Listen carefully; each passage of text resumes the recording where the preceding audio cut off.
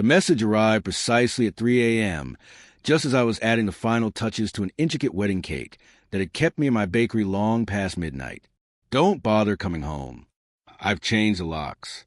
Your things are in garbage bags on the front lawn. Enjoy sleeping in your car. I stare at my flour-dusted hands, an unsettling calm washing over me. 12 years of marriage, and this was how Nathan had chosen to end it, with a text message attempting to reduce me to a homeless woman overnight. The only outward sign that my world had just shattered was the faint tremor in my fingers as I carefully placed the last sugar flour onto the towering 6-tier cake. My name is Emily Carter, and at 38, I own one of Boston's most sought-after specialty bakeries. But according to my husband, Nathan, I didn't have a real job. To him, I merely played with sugar while he did the actual work as a high-powered corporate attorney. His disdain had only deepened over the past year, ever since he made partner at his firm and bought our dream home, a grand brownstone in Beacon Hill. I had envisioned raising a family there. Apparently, that dream was over. His next text erased any doubt. Don't even think about coming after the house. Check your signature on the quitclaim deed. You signed it last month, remember? Oh, I remembered. Every single detail, including the hidden camera I had installed in my home office after finding suspicious documents in our printer history. I remembered Nathan shoving papers in front of me, brushing them off as routine tax forms, banking on me being too distracted by a charity event to scrutinize them. And most importantly, I remembered never signing anything. What Nathan didn't realize was that I had been silently watching him for months. The red flags had started small: password changes on our joint accounts, hush phone calls, discrepancies in his work billing records. But it was a draft quitclaim deed sitting in our printer tray that set off every alarm. The next morning, I met with a divorce attorney, Maya Patel.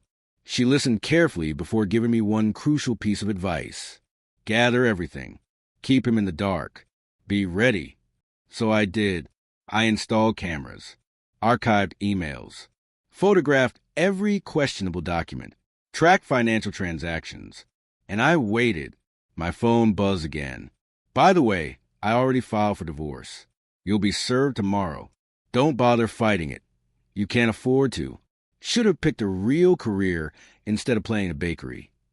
I packed the wedding cake with steady, measured movements. Years of working with delicate sugar sculptures had trained me to be patient, precise, and always one step ahead. Nathan had always dismissed my attention to detail, never realizing it was a very trait that had made my business thrive. Instead of driving to his Beacon Hill home, I went straight to the apartment I had quietly leased 3 months ago when I first sensed he was scheming. The security deposit had come from my business account, one of the many precautions I had taken over the years to secure financial independence. Nathan had insisted on merging our finances early in our marriage, claiming that couples shouldn't keep money separate. I had pushed back, hiring my own lawyer to establish clear legal protections for my business. He had scoffed, calling me difficult. Now, that decision was about to cost him. My phone lit up once more. Oh, and don't stress about your little bakery. My client is very interested in that location. Prime real estate. Then another.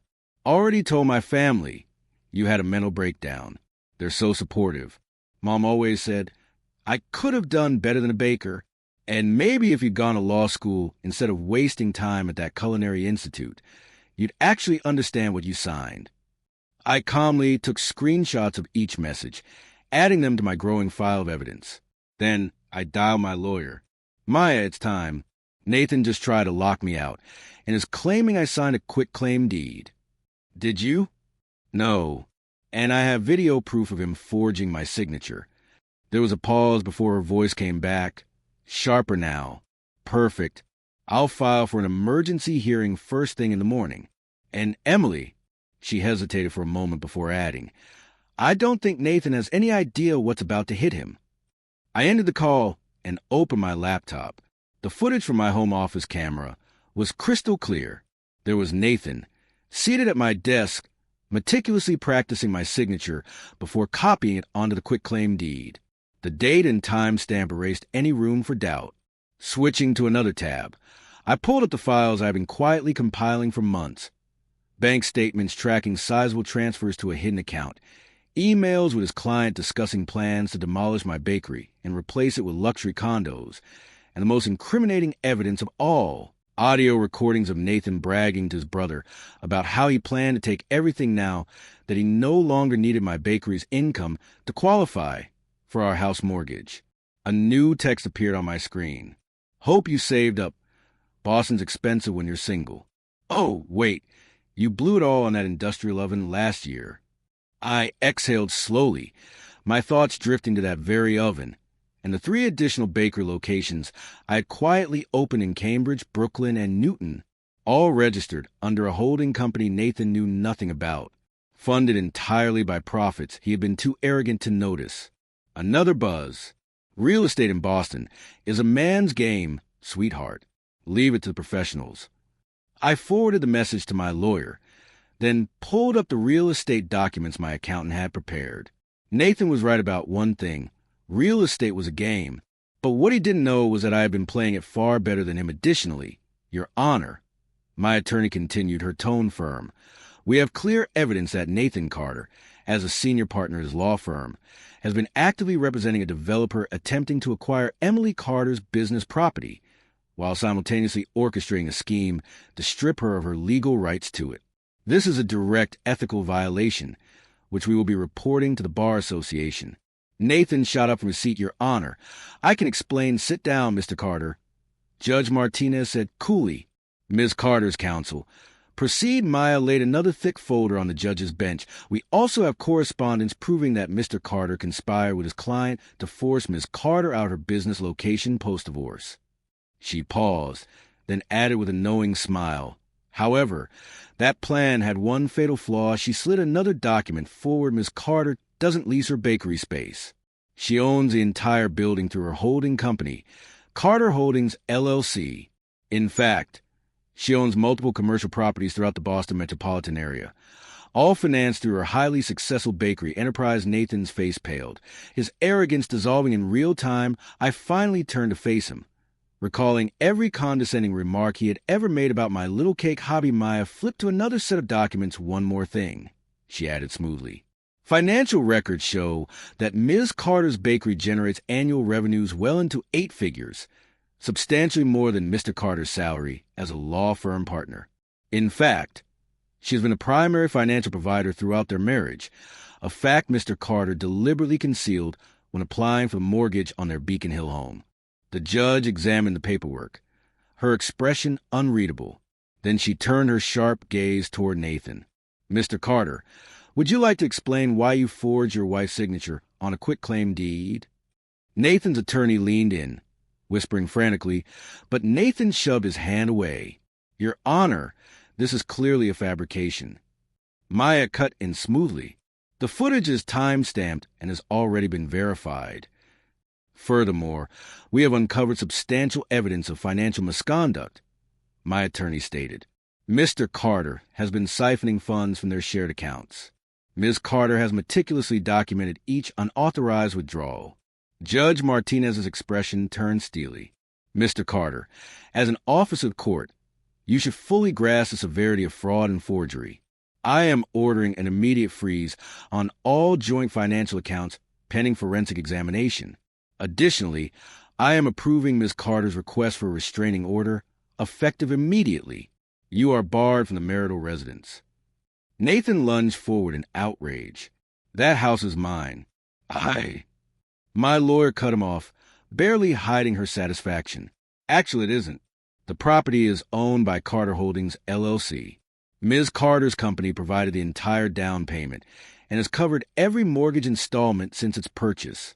Mr. Carter's name does not appear anywhere on the deed. The moment those words left her mouth, realization dawned in Nathan's eyes. He had spent years bragging about his dream home, never once bothering to confirm that he legally owned it. That's not possible, he whispered, his voice unsteady.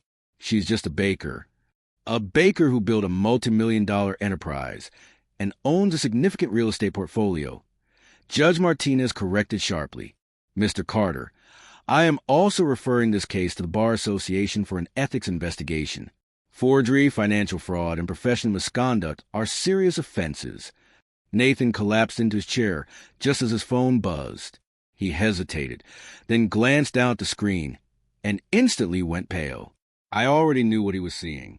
The same message I had just sent to his entire law firm. Attached was a video of him forging my signature, along with email evidence outlining his plan to leverage his position as a senior partner to force me out of my own property. A second notification popped up. This time, it was from his managing partner. Nathan, clear out your office by the end of the day. We'll be reviewing all of your client accounts. The courtroom fell silent, the only sound the shallow rhythm of Nathan's breathing. Judge Martinez delivered her ruling. Given the overwhelming evidence of fraud, I am granting Ms. Carter's divorce on the grounds of misconduct. Mr. Carter, you are to vacate the marital residence immediately. We will reconvene in 2 weeks regarding asset division, though given Ms. Carter's financial independence, I suspect this will be a brief proceeding. As the judge adjourned, Nathan's mother hesitantly approached. She had sat through the entire hearing in stunned silence. "Emily," she stammered, her gaze flicking between me and her disgraced son. I had no idea. Nathan told us your bakery was struggling, that you needed his financial support. I smiled, recalling all the times she had dismissed my career as a cute little hobby. My bakery supplies desserts to every luxury hotel in Boston. I said evenly. That hobby paid off Nathan's law school debt, covered his car, and financed the house he just lost. I gestured toward the door. Now, if you'll excuse me, I have 4 locations to oversee. Nathan's head snapped up. 4, he choked out. The development plans only mention 1. I let out a soft chuckle. You never paid attention to what I was actually doing, Nathan. You were too busy scheming to realize I was always 2 steps ahead. I gave him a final glance, then added with a smirk, I hope you enjoy moving back in with your parents. I hear the guest room is lovely this time of year. 1 month later, I sat in my office overlooking Boston Harbor, reviewing the blueprints for my next project, my 5th bakery location. Nathan's former firm had quietly settled my civil suit, opting for a substantial payout rather than risk a public scandal. Meanwhile, the Bar Association had suspended his law license pending an ethics inquiry. As I skimmed through my emails, my phone buzzed with a new message. It was from Nathan's brother. Emily, I know this is awkward, but would you consider catering my wedding? Mom won't stop raving about your raspberry cream cake. I smirked, my eyes drifting to the society page announcement I had just approved. Carter Holdings acquires historic Beacon Hill block. The very block where Nathan had once purchased what he thought was his dream home. Revenge was sweet, but hearing my ex-mother-in-law publicly praise my desserts, that was delicious. And the framed property deed for Nathan's former house hanging on my office wall, that was just the icing on the cake.